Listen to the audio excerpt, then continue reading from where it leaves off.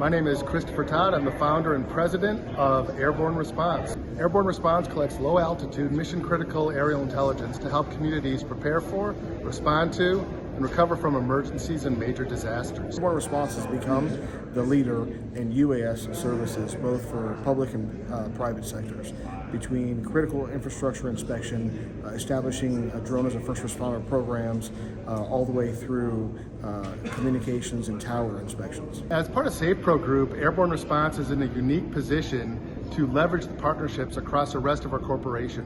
And we do that to build shareholder value as well as growth opportunities for our business lines. Using drones to inspect critical infrastructure such as telecom towers before and after a storm is critical to ensure that the equipment is functioning immediately after the storm, making sure that the resources that are needed in order to repair towers after a major incident are in place, keeping those critical systems online and available for public safety personnel.